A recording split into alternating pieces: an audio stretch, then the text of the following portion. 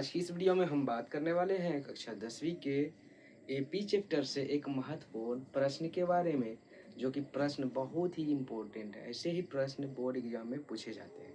तो आइए प्रश्न को देखते हैं। प्रश्न है कि एक एपी में ए बोले तो प्रथम पद 5 दिया हुआ है, डी बोले तो सार्वंतर 3 है दिया हुआ, और ए एन बोले तो अंतिम पद कितना दिया हुआ 50 दिया है। ठीक, और एन बोले तो पदों की संख्या, और एस एन यानी पदों का योगफल ज्ञात करना है सवाल में। ठीक है, तो देखिए इसको बनाना ऐसे कुछ लिखेंगे हल, उसके बाद लिखेंगे क्या दिया है ए बोले तो प्रथम पद कितना है मेरा 5, डी कितना है 3, उसके बाद अंतिम पद ए एन दिया हुआ मेरा 50। ठीक है, ये दिया हुआ है तो यहाँ पे लिखेंगे थोड़ा सा ए एन बराबर 50। ए एन का सूत्र होता है a plus n minus 1 into d बराबर क्या हो जाएगा 50।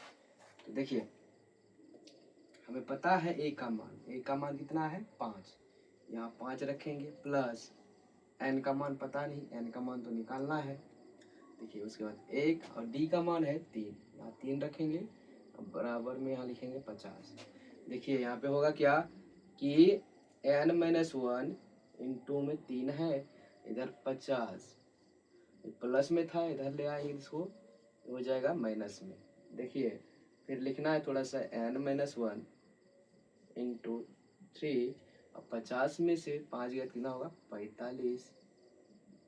उसके बाद हो जाए क्या एन माइनस 1, ये जो गुना में है इधर उठ के आएगा तो हुआ क्या भागा में, 15 तिया 45 हो जाएगा।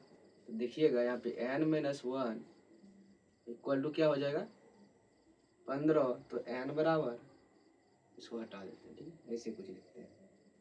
ठीक है, एन बराबर हो जाए क्या कि 15, देखिए माइनस में इधर ले आएंगे तो प्लस में 1 होगा, तो एन बराबर हो जाएगा 16, यानी पदों की संख्या हमने निकाली 16।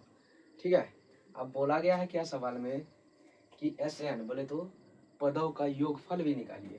तो लिखेंगे यहाँ पे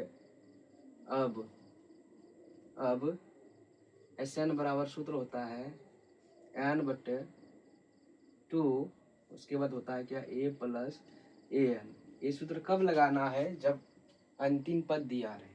ठीक है, देखिए यहाँ पे बोले तो एन का मान कितना आया है 16, 16वां पद का योगफल निकाल रहे हैं। यहाँ पर 16 लिखेंगे बट्टे में 2, और ए का मान हमें पता है 5 है, अब प्लस में ए एन का मान है 50, कटेगा तो 8 दूना 16, यहाँ 8 हो जाएगा, 8 देखिए 50 में 5 जोड़ेंगे तो होगा क्या 55, 55 से गुना करना है 8।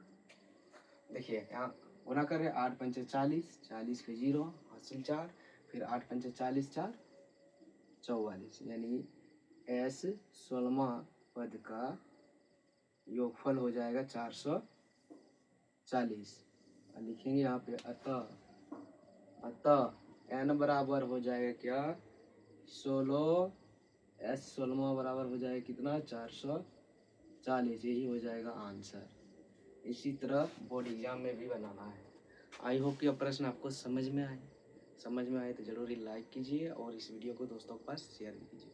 इसी तरह के वीडियो को देखने के लिए इस पेज को फॉलो भी कीजिए।